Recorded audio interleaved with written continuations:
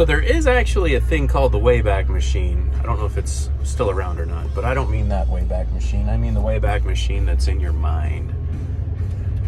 Do you remember when the Hickok54 channel was pulled down? This gun and shooting community person, one of the main guys back then.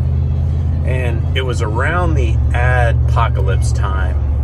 And if I thought enough about it beforehand, I would have looked up the year to let you know. Hickok54, one of the cooler channels out there. This guy, just kindly voice, very proficient with firearms, prolific collection, is that the right way to use that word, of firearms, and then later on just an amazing access to other firearms and the location to shoot it. Before 22 Plinkster or Demolition Ranch were even a thought.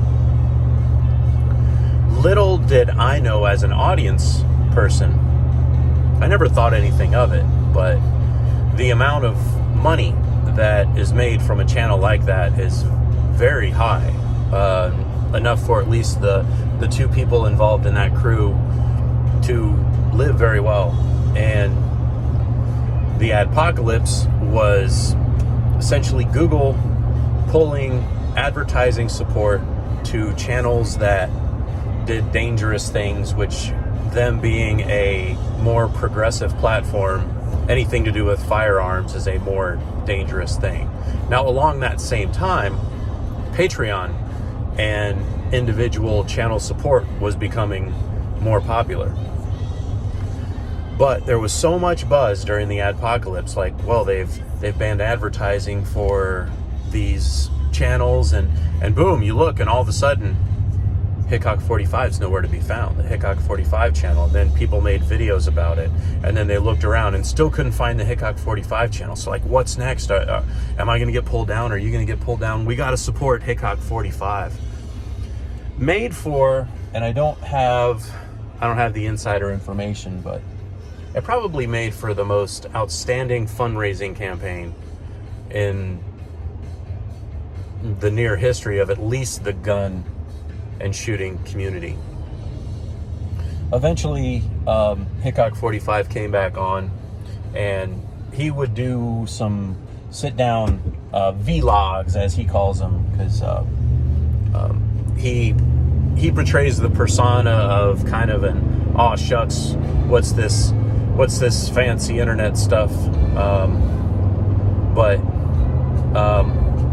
there's a plan behind it, and there's a production behind it. When I was watching it, I noticed there were a couple of firearms that really have issues, and little things like he would cover a gun in skateboard tape so that it wouldn't be slippery in his hands, and guy never met a gun that he didn't like, and never met a gun that couldn't shoot and do amazing things. I had brief interaction with him, and I'm not saying anything to try to just disparage him for the sake of trying to build myself up. He had offered to send some targets that he had signed to me after I made this is back when you could do a direct video response, and I did this thing about the 1911. It was around the 100-year anniversary of the 1911, and I did this fake rant video where I said it was so unfair that he had a place where he could shoot 200 yards, and I didn't. Even at the time, like my local range, if you were, they won't let you fire a 1911 chambered in .45 at the 100-yard range because the drop is so great that it would bounce on the way, and they deem that unsafe because there's a wildlife management place beyond there. So the idea of projectiles bouncing out from the ground, ricocheting up, is not good for them. So I made that video. He watched, he responded, and I have a strange reaction to celebrity. I don't react to it in a normal way, and I was thinking, why would I want to, sign on? I know others would, and I should have taken him up on it and then paid it forward for someone who would have appreciated it. But he came back, and there's stories of how much the NRA pays him for appearances or how he withholds his appearances for it. And to me, as an audience, the way he comes off, you just don't...